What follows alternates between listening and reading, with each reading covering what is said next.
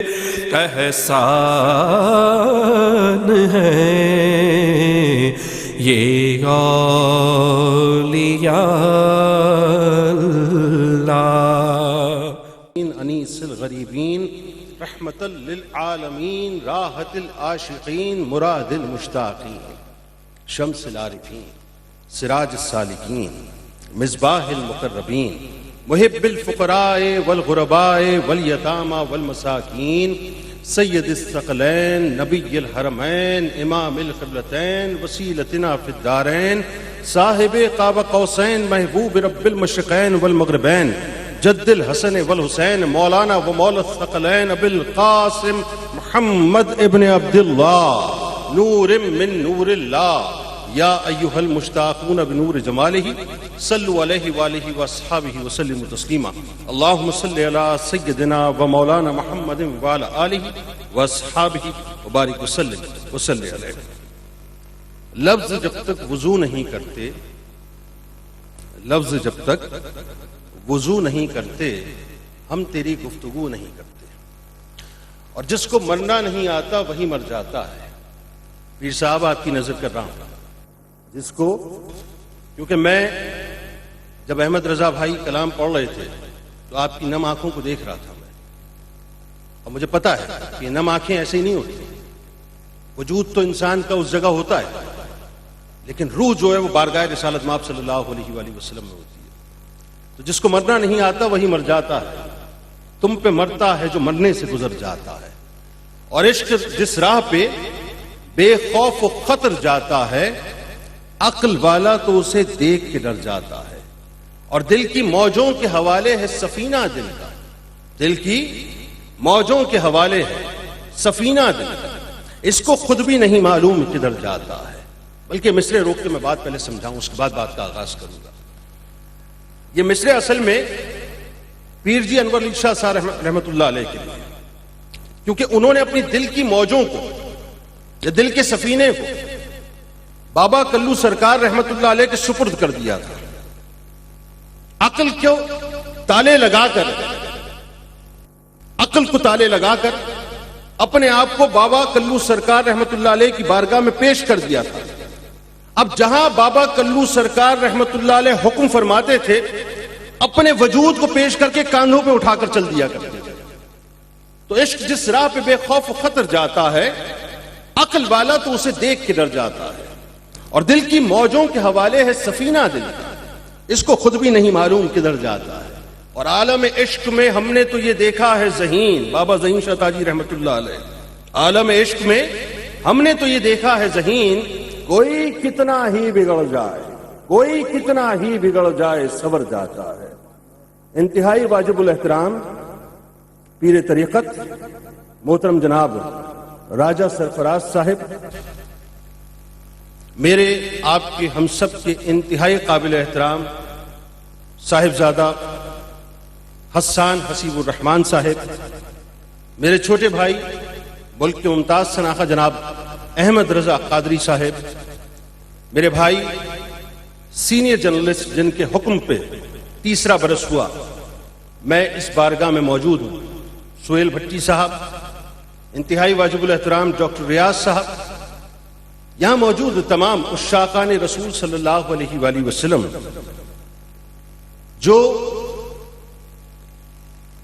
गुंबदे खजरा के साए में बैठ के कभी गुंबदे खजरा तो कभी अपने आप को देखा करते हैं, जो मवाजे के सामने खड़े होकर असअलुक शफाअत या रसूलुल्लाह सल्लल्लाहु अलैहि वसल्लम की सदाओं को बुलंद किया करते हैं, जो रियादुल जन्ना में बैठ के कभी जन्नत के टुकड़े तो कभी साहिब जन्नत को देखा करते हैं, जो सुनहरी जालियों के सामने खड़े होकर अपने सरों को अदब से झुकाकर दिल से या रसूलुल्लाह की सदाओं को बुलंद किया करते हैं कि मेरा काम था आपके रोजे पे आना और मुझे यकीन है आपका काम है मेरी शफाअत करना।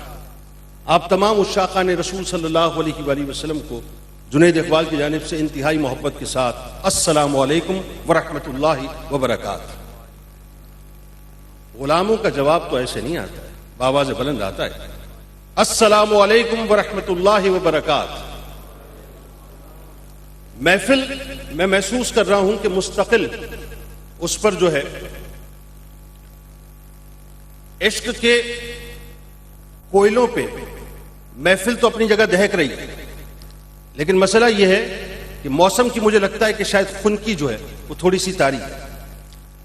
लिहाजा इस जहन में रखिएगा, ये जो महफिल है ना बुनियादी तौर पे ये एक्चुअल सुन्नत मुस्तफा सल्लल्लाहु अलैहि वसल्लम है। अब वो कैसे, मैं भी आपको बता देता हूं। सरकार मदीना सल्लल्लाहु अलैहि वसल्लम लोगों को जोड़ने के लिए आए थे, लोगों को तोड़ने के लिए नहीं आए थे। साहबजादा साहब, सरकार लोगों को जोड़ने के लिए आए, लोगों को जुदा करने और तोड़ने के लिए नहीं आए थे। यही वजह है कि सरकार की जाहिरी बेसिस से पहले अरब का माशरा तकसीम दर तकसीम के मराहिल से गुजर रहा था, लेकिन जिस वक्त मेरे आपके आका मौला सल्लल्लाहु अलैहि वसल्लम ने ऐलान नबूवत फरमाया है, तो वहां बसने वाले जितने अरब थे जो मुख्तलिफ कबाइल में, मुख्तलिफ टोलियों में, मुख्तलिफ खानदानों में बचे हुए थे, सरकार अलैहिस्सलाम ने उन सबको एक वहदत की लड़ी के अंदर पिरो दिया। और वो वहदत की लड़ी कोई और नहीं थी बल्कि ला इलाहा इल्लल्लाह मुहम्मद रसूलुल्लाह सल्लल्लाहु अलैहि वसल्लम थी। तो आज की महफिल बुनियादी तौर पर सुन्नत मुस्तफा सल्लल्लाहु अलैहि वसल्लम पर अमल करने का नाम है कि बाबा कल्लू सरकार रहमतुल्लाह अलैह हो या उनके प्यारे पीर जी अनवर अली शाह रहमतुल्लाह अलैह या उनके प्यारे राजा अकरम शहीद रहमतुल्लाह अलैह, ये तीन लोगों की दास्तान है, बल्कि यूं कहिए तीन कब्रों की दास्तान, तीन प्यारों की दास्तान। एक दूसरे का प्यारा था, दूसरा तीसरे का प्यारा था। और कमाल यह है कि तीनों का प्यार जो है वो एक ही साथ था, एक ही जैसा था।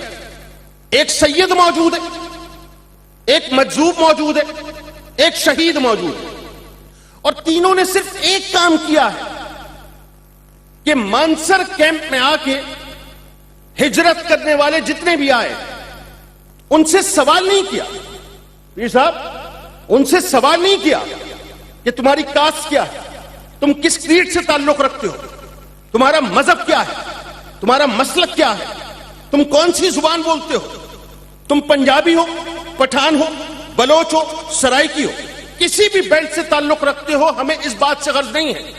कल्लू बाबा सरकार रहमतुल्लाह अलैह ने मानसर कैंप को जब मानसर शरीफ में तब्दील किया तो इस सोच के साथ कि मेरे रसूल ने वो जो नारा लगाया था वहदत की लड़ी में पिरोने का, मेरा भी काम यह है कि मैं बगैर तासुब तमाम लोगों को इश्क मुस्तफा सल्लल्लाहु अलैहि वसल्लम की लड़ी के अंदर पिरो दूं। तो कल्लू सरकार रहमतुल्लाह अलैह ने बुनियादी तौर पर इस काम की बुनियाद रखी मानसर शरीफ में कि मानसर शरीफ बना।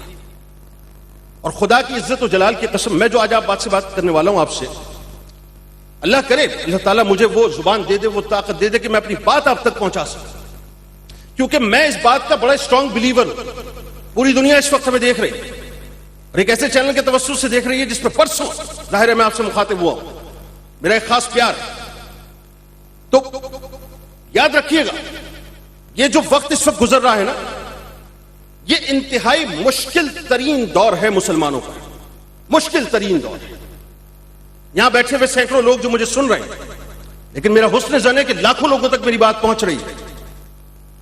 इस लम्हे को, इस मौके को याद रखिएगा जो मैं आपसे गुफ्तगू कर रहा हूं। वक्त बहुत तेजी के साथ गुजर रहा है, फितनों का वो दौर आ चुका है कि जहां फितने बारिश के कतरों की तरह हमारे ऊपर बरस रहे हैं और हमें इस बात का अंदाजा ही नहीं। एक बात तो पहले तय कर लें, मैं बड़ा इकराम करता हूं हसन भाई का, मैं इनको हसन भाई कहता हूं, मेरा इनका बड़ा पुराना ताल्लुक, बहुत पुराना ताल्लुक, इनके वालिद से बड़ी एक अकीदत, अहमद छोटे भाइयों की तरह सब अपने अपनी जगह पे अपने अपने मनसब पे काम कर रहे हैं। लेकिन यह ज़हन में रखिएगा, जब तक ये कलेक्टिव एफर्ट नहीं होगी, जब तक आप कलेक्टिवली काम नहीं करेंगे, उस वक्त तक आपका पैगाम सही तौर से नहीं पहुंचेगा। पहले तो आप इस बात को अपने ज़हन में बिठा लें कि हमें पूरी दुनिया को फेस करना है बीइंग मुस्लिम। और हमें इस बात पर नाज होना चाहिए, पढ़ा लिखा तबका बैठा है, मैं आमियाना गुफ्तगू नहीं करूंगा यहां। मैं इस बात का कभी कायल नहीं रहा कि मजमा मेरे लिए नारे लगाए। मेरी बात पहुंचनी चाहिए, क्योंकि मेरी बात नहीं है, मेरे सरकार की बात है। मेरी बात नहीं है, मेरे अल्लाह की बात है। मैं बिलीव ही नहीं करता, क्योंकि मैं इस बात पे बिलीव नहीं करता कि जुनैद जो यहां खड़े होकर डाइस में गुफ्तगू कर रहा है, मुझे नहीं मालूम कि मुझे अगला पल नसीब होगा कि नहीं होगा, नहीं मालूम। मैं जो गुफ्तगू कर रहा हूं, मुझे नहीं मालूम कि ये हार्ट की जो पल्पिटेशन है ये किस वक्त रुक जाए। डॉक्टर साहब बेहतर समझते हैं इस बात को, किस वक्त रुक जाए किसी को नहीं मालूम। तो इस पल्पिटेशन के रुकने से पहले, इस धड़कन के थमने से पहले या साकित होने से पहले वो बात पहुंच जानी चाहिए जो अल्लाह का पैगाम है। मुझे फख्र है इस बात पर कि मैं उस नबी रहमत सल्लल्लाहु अलैहि वसल्लम का उम्मती हूं जिनको अल्लाह ताला ने वमा अरसलनाका इल्ला रहमतल लिल आलमीन के टाइटल के साथ भेजा है। मुझे फख्र है इस बात पर कि मैं उस नबी रहमत सल्लल्लाहु अलैहि वसल्लम का उम्मती हूं जो वजह वजूद कायनात है। लौला कलिमा खलक़तुल अफलाक, ऐ नबी अगर आप ना होते मैं ये अर्जो समा खल्क न करता। मुझे फख्र है इस बात पर मैं उस नबी का उम्मती हूं। सिद्दीक़ साहब आप आलिम दीन हैं, बहुत आसानी से मेरी बात आप तक पहुंचेगी कि नबी रहमत, ये रहमत तसलसल से जारी है और जारी रहेगी। तो मुझे फख्र है इस बात पर कि मैं उस नबी रहमत का उम्मती हूं कि जो किसी खास खित्ते के लिए नहीं, किसी खास मकाम के लिए नहीं, किसी खास मौके के लिए नहीं, किसी खास जमीन के लिए नहीं, किसी खास कौम के लिए नहीं, बल्कि हर जमाने, हर खित्ते, हर दौर के लिए बनाए गए। मैं उस नबी रहमत का उम्मती हूं। मैं उस नबी रहमत का उम्मती हूं कि जिन्होंने जालिम को जुल्म से रोका भी और मजलूम की मदद भी। मैं उस नबी रहमत का उम्मती हूं। मुझे फख्र है इस बात पर कि जिनका पहला इंट्रोडक्शन मेरी आपकी मां खातून अव्वल, फर्स्ट लेडी ऑफ इस्लाम हजरत खदीजतुल कुबरा सलामुल्लाह अलैहा ने इस तरह से दिया कि ये वो हैं जो गरीबों के दादरस हैं, ये वो हैं जो यतीमों के दादरस हैं, ये वो हैं जो बेवाओं के दादरस हैं, ये वो हैं जो लोगों का बोझ उठाते हैं। मैं उस नबी का उम्मती हूं और मैं उस नबी का उम्मती हूं जिस नबी को अल्लाह तबारक व तआला ने वो शान अता की है कि कल बरोज महशर मेरे आपके अनस रज़ी अल्लाह तआला अन्हु ने मेरा आपका मसला हल कर दिया, मेरा आपका मसला हल कर दिया है कि जो इस दर से भटक जाएगा वो दर बदर भटकता रहेगा, और जो इस दर से जुड़ जाएगा उसे ये यकीन होना चाहिए कि रब्बे हबली उम्मती की सदा लगाने वाले ये नबी जब इस कायनात में आए तो रब्बे हबली उम्मती की अम्ब्रेला लेकर आए। नहीं समझे बात? रब्बे हबली उम्मती की अम्ब्रेला लेकर आए। जब इस कायनात से ज़ाहिरी तौर पर तशरीफ ले गए तो रब्बे हबली उम्मती की अम्ब्रेला लेकर गए, और जब बरोज़े महशर मेरे सरकार हमारी सरदारी फरमाएंगे तो रब्बे हबली उम्मती की अम्ब्रेला के तहत फरमाएंगे। तो मैं उस नबी का उम्मती कि जिनसे, देखिए सहाबा तो इंडोर्स जन्नती हैं, ये जहन में रखिएगा, इसमें कोई दूसरी राय नहीं है। मैं असल में बात किसी और मौजू पे करना चाहता था। राजा सरफराज साहब ने मुझसे आज पूछा कि जुनैद मियां किस मौजू पे बात करेंगे। मैंने कहा हुजूर आप बताइए, आप हुक्म फरमाएं। हम तो आलिम के आगे जुबान को बंद रखते हैं, हमें तो अदब ने यही सिखाया है। और फिर कल्लू बाबा सरकार रहमतुल्लाह अलैह जैसे मजजूब की बारगाह में कि कहा जाता है ना कि मजजूब की बौड़ से बचो, तो यहां तो वैसी जुबानें बंद रखी जाती है। तो बात हो रही थी, मैंने इनसे कहा किसी मौजू पे सोच रहा हूं बात करूं, लेकिन अहमद रजा ने कलाम ऐसे पढ़ दिया कि माहौल ही बिल्कुल तब्दील करके रख दिया। क्योंकि मैं तो अब उस हदीस में खोया हुआ हूं कि जिस हदीस को पढ़ने के बाद खुदा की इज्जत और जलाल की कसम मैं बार बार अपने दिल को जो है तकवीयत देता हूं, बार बार तकवीयत देता हूं और कहता हूं फिक्र करने की बात नहीं है, फिक्र ना करना। 10 रबीउल अव्वल है ना, कल इंशाअल्लाह शब विलादत मनाएंगे और बहुत धूमधाम के साथ मनाएंगे। और क्यों ना मनाएं साहब, क्यों ना मनाएं, मुझे ये बताइए क्यों ना मनाएं। कोई अगर हमसे ये कहता है कि हम बुनियाद परस्त हैं, जी we are proud to be fundamentalist, हम फंडामेंटलिस्ट हैं इसलिए कि हमारी फंडामेंटल्स मौजूद हैं। मैं नहीं समझे, हमारी बुनियादें मौजूद है, हम बेबुनियाद नहीं है। हमारी बुनियाद अल्लाह की जात है, हमारी बुनियाद रसूलुल्लाह सल्लल्लाहु अलैहि वसल्लम की जात है, हमारी बुनियाद कुरान है, हमारी बुनियाद रसूल की जात है, हमारी बुनियाद काबतुल्लाह है, हमारी बुनियाद मदीना है। हमारी तो बुनियादी मौजूद हैं। तो हमें तो इस बात पे फख्र है कि हम फंडामेंटलिस्ट हैं। तो मैं अर्ज कर रहा था कि हजरत अनस रज़ियल्लाहु ताला अन्हु, मैं जब उनका कलाम पढ़ता हूं जो मेरे सरकार से उन्होंने किया, खुदा की कसम दिल को ढारस पहुंच जाती है कि ना हम यतीम हैं ना हम लावारिस हैं। मैं इस वक्त इन 3 बारगाहों में मौजूद हूं। एक मजजूब मुझे सुन रही है, मेरा यकीन है शहीद जिंदा है भाई, शहीद जिंदा है, वो रिस्क दिए जाते हैं, उनको मुर्दा मत कहो। तो राजा अकरम साहब इस वक्त सुन रहे हैं और एक सादात है, आले रसूल है, उनकी निगाहे करम है, उनकी समातें सुन रही है इस वक्त। मैं उनकी बारगाह में खड़े होकर बात अर्ज कर रहा हूं कि मुझे इस बात का तयक्कुन है कि जब हजरत अनस रज़ियल्लाहु ताला अन्हु ने सवाल किया तो यह पैगाम बुनियादी तौर पे हमारे लिए था। क्या सवाल किया? या रसूल अल्लाह सल्लल्लाहु अलैहि वसल्लम, पट्टी साहब सवाल देखिए कैसा है, और सवाल वही कर सकते हैं जो रुख अनवर का दीदार करते थे, जिनको मालूम है तसर्रुफ मुस्तफा सल्लल्लाहु अलैहि वसल्लम क्या है। तो सवाल किया, रसूल अल्लाह क्या बरोज महशर आप मेरी शफाअत फरमाएंगे?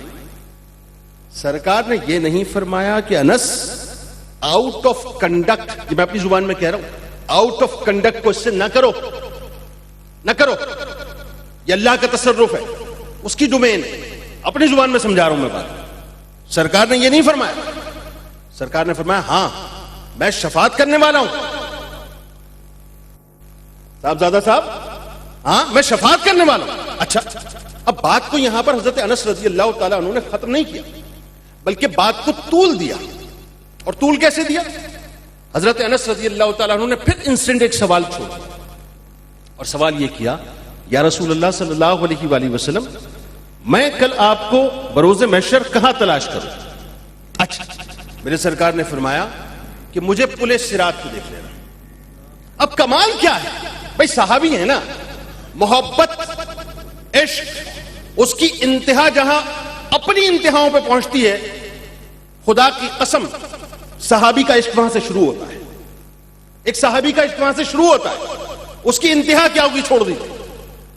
तो अर्ज किया, या रसूलुल्लाह सल्लल्लाहु अलैहि वसल्लम अगर वहां ना पाऊं तो कहां तलाश करूं? फरमाया मुझे मीजान पे देख लेना।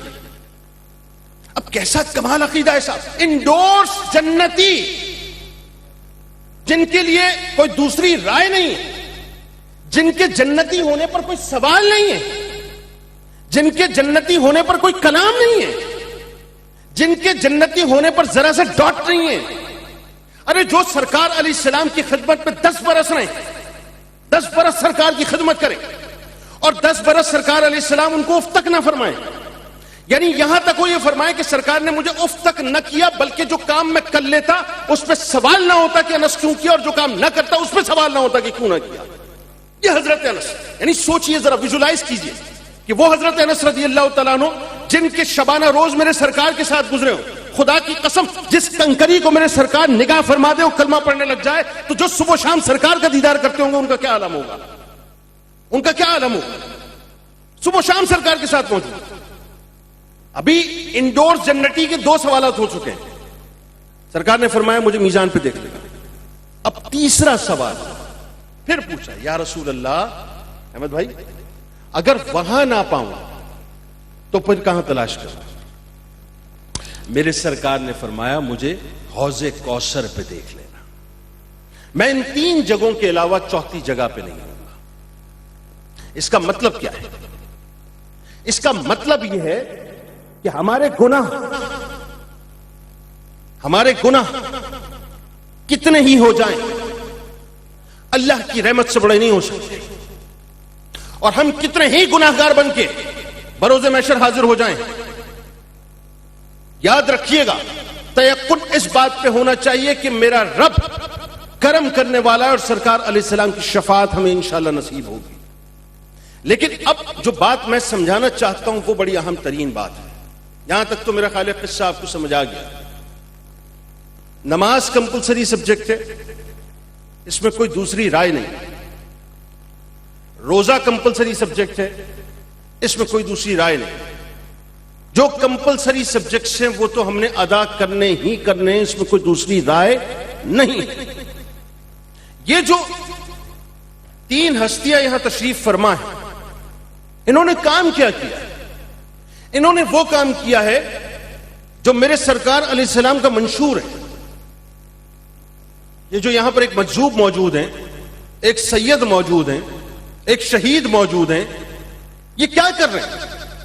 ये बुनियादी तौर पे मंसर शरीफ के अंदर लोगों को जमा कर रहे हैं। वहदत की लड़ी में पिरोए हुए मुसलमान जो कास्ट के नाम पर, तासुब के नाम पर, फिरकों के नाम पर, मसालिक के नाम पर बटे हुए, उन सबको जमा कर दिया। आपके दरमियान मुख्तलिफ जुबानें बोलने वाले लोग मौजूद हैं, लेकिन आप यहां पर मौजूद हैं। क्यों? सिर्फ एक वजह है कि इन तीन लोगों ने आपको अल्लाह और उसके रसूल सल्लल्लाहु अलैहि वसल्लम की मोहब्बत की लड़ी के अंदर, उसकी माला के अंदर पिरो के रख दिया। इन्होंने क्या काम किया? इन्होंने वो काम किया है कि जिस काम को करने के बाद इसका रिवॉर्ड आप सोच रहे हैं कि क्या है। आप जितने भी लोग यहां से निकल कर आए, मैं नहीं जानता कि आप कहां से आए। मैं खुद कराची से बिलोंग करता हूं। मैं 3 दिन कराची से लाइव शोज करता हूं, 3 दिन लाहौर से करता हूं। ये सिर्फ इस महफिल के लिए मैं वेडनेसडे कराची चला जाता हूं, फिर थर्सडे फ्राइडे वहां से मैं सैटरडे शो करके फिर वापस आता हूं। लेकिन मैं सिर्फ इस महफिल के लिए यहां रुका, लाहौर रुका। तो दूर दराज से लोग निकल कर आए। क्यों निकल कर आए? उसकी वजह यह है कि इन तीन हस्तियों ने आपको एक पैगाम में जोड़ दिया है। वो पैगाम अल्लाह और उसके रसूल की मोहब्बत का है, जिसकी प्रिविलेज उसका शायद हम अंदाजा नहीं कर सकते। कि हदीस पाक में आता है कि बरोज़ महशर अल्लाह के कुछ बंदे होंगे, न वो शहीद होंगे न वो नबी होंगे, लेकिन शुहदा और अंबिया उनको रश की निगाह से देखेंगे। कैसी बात है? मैं फिर रिपीट करता हूं उसका मफहूम कि बरोज़ महशर अल्लाह के कुछ बंदे होंगे, न वो अंबिया में होंगे न वो शुहदा में होंगे, लेकिन अंबिया और शुहदा उन पर रश करेंगे। वो नूर के मिंबरों पर तशरीफ फरमा होंगे, उनके चेहरे नूरानी होंगे। वजह क्या होगी? वजह यह होगी कि वो अल्लाह और उसके रसूल सल्लल्लाहु अलैहि वसल्लम से मोहब्बत करते होंगे। वो अल्लाह और उसके रसूल सल्लल्लाहु अलैहि वसल्लम से मोहब्बत करते होंगे। देखिए, मेरे आपके आका मौला सल्लल्लाहु अलैहि वसल्लम वइन्नका लअला खुलुकिन अज़ीम, ये जो टाइटल है ना, इस टाइटल का ताज मेरे सरकार के सर अक़दस पर सजाया गया कि वो खुल्क़े अज़ीम की तकमील के लिए आए, वो मकारिम अखलाक की तकमील के लिए आए, वो मॉरल वैल्यूज को अपलिफ्ट करने के लिए आए। आज बुनियादी तौर पे जिस माशरे में हम जी रहे हैं, मुझे माजरत के साथ ही जुमला कहने दें कि हम असफला साफिलीन की काली घाटियों के या तो किनारे पे जा चुके हैं या किसी हद तक उसमें गर्क हो चुके हैं। कौन सा ऐसा बुरा काम है जो आज हमारे माशरे में नहीं होता? जरा तसव्वुर कीजिए कि रसूल करीम सल्लल्लाहु अलैहि वसल्लम मकारिम अखलाक की तकमील के लिए आए 1450 बरस पहले, जिनको अल्लाह तबारक व तआला ने इस कायनात में मबूस फरमाया। सरकार अलैहिस्सलाम ने अपनी बेशत के मकासद में जो बुनियादी मकसद बताया, वो मकारिम अखलाक की तकमील है। वो माशरा कि जो दरिंदगी पर मबनी था, वो माशरा जो गैज़ो गज़ब पे यानी एक दूसरे के हुकूक को गस्ब कर लिया करते थे, वो माशरा कि जहां पर इज्जत और तौकीर कुछ भी ना थी, वो माशरा जहां पर हराम कारियां हुआ करती थी, वो माशरा जहां पर शिर्क हुआ करता था, वो माशरा जो हर तरह से अखलाकी अबतरी का शिकार था, उस माशरे को मेरे आपके आका मौला सल्लल्लाहु अलैहि वसल्लम ने रीवैम्प किया। उस माशरे की अखलाकी कदरों को एक बार फिर रिवाइव किया और उस माशरे को, यानी अगर मैं ये कहूं तो गलत ना होगा कि हाईएस्ट जो मॉरल ग्राउंड्स हैं, सरकार मदीना सल्लल्लाहु अलैहि वसल्लम ने अपनी जात अक़दस के हवाले से उसको सेट करके दिखाया कि हाईएस्ट मॉरल ग्राउंड्स क्या होते हैं। आप जरा सोचिए कि रसूल करीम सल्लल्लाहु अलैहि वसल्लम ने उनकी जिंदगी का जरा अहाता कीजिए और अपने गिरेबानों में बुनियादी तौर पर हम झांके। मैं पीर साहब से गुफ्तगू कर रहा था, उस वक्त पीर साहब जाहिर है मुझे पता है अभी खिताब यकीनन वो समाअत कर रहे हूं। ये जो शख्सियत है ना, ये जो शख्सियत आपके सामने बैठी है, ये कुछ और ही शख्सियत है। ये मुस्कुराते मुस्कुराते मिजाह करते करते इतनी बड़ी बड़ी बात कह जाते हैं कि बाद में इंसान सोचता है कि पीर साहब ने तो पूरा इसके अंदर एक पैगाम दे दिया। ये मुझसे गुफ्तगू कर रहे थे और फरमा रहे थे कि मियां क्या गुफ्तगू करने वाले। मैंने कहा जी मॉरल ग्राउंड्स पे दिल चाह रहा है बात करूंगा, लेकिन मैंने कहा ना कि अहमद रजा ने सारा डायमेंशन ही चेंज कर दिया आज गुफ्तगू की। तो मैं पीर साहब से बात अर्ज कर रहा था कि पीर साहब 13 बरस मेरे आपके आका मौला सल्लल्लाहु अलैहि वसल्लम ने मक्के में दिए और हर जहद के ऊपर मेरे सरकार ने हर जहद में जहाद किया, हर जहद। और फिर जब मदीने पाक में मेरे आपके सरकार ने जब हिजरत फरमाई तो 10 बरस की जो जिद्दोजहद है वो नाकाबिल यकीन है। लेकिन जरा सोचिए, दुनिया के सुप्रीम लीडर, कि उनसे बड़ी लीडरशिप किसी के पास नहीं। दुनिया के सबसे बड़े उस्ताद यानी मौल्लिम आजम का टाइटल आपके पास है। दुनिया के सबसे बड़े रिफॉर्मर मेरे आपके आका मौला सल्लल्लाहु अलैहि वसल्लम। दुनिया के सबसे बड़े लीडर मेरे आपके आका मौला सल्लल्लाहु अलैहि वसल्लम। दुनिया के सबसे बड़े मुजाहिद, सबसे अजीम मुजाहिद मेरे आपके आका मौला सल्लल्लाहु अलैहि वसल्लम। दुनिया के सबसे बड़े स्ट्रेटजी मेकर मेरे आपके आका मौला सल्लल्लाहु अलैहि वसल्लम है। दुनिया के सबसे बड़े पॉलिसी मेकर मेरे आपके आका मौला सल्लल्लाहु अलैहि वसल्लम है। लेकिन जरा गौर कीजिए, मैं अपनी बात को समाप्त कर रहा हूं क्योंकि पर्ची भी आ चुकी है कि किया क्या जब आप अपनी आईली जिंदगी में मौजूद हैं। तो मेरी आपकी मां हजरत आयशा सिद्दीका सलामुल्लाह अलैहा फरमाती हैं कि मेरे सरकार अपने सारे काम अपने दस्ते मुबारक से किया करते थे। अपने कपड़ों को अपने हाथों से साफ किया करते थे।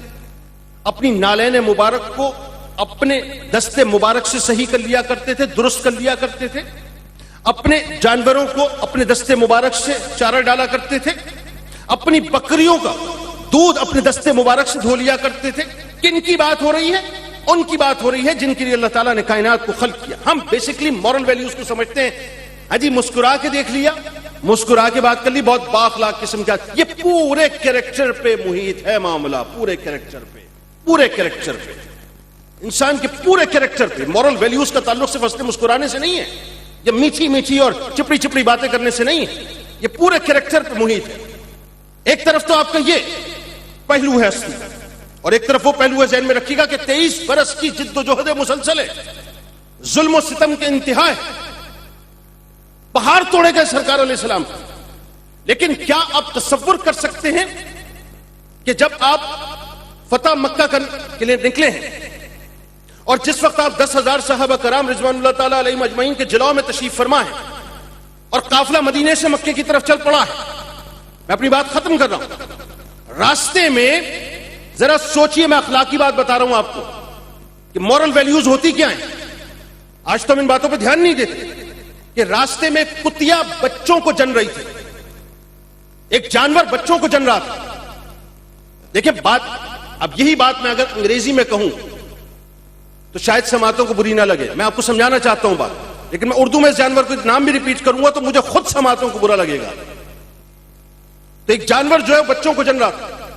सरकार अलैहिस्सलाम ने 10,000 सहाबा कराम को हुक्म दिया कि अपने रास्ते को तब्दील कर दो कि कहीं उसको तकलीफ ना हो, और एक सहाबी को मुंतखब कर दिया कि इसकी हिफाजत करो ताकि लश्कर की तरफ से इसको जरर ना पहुंचे।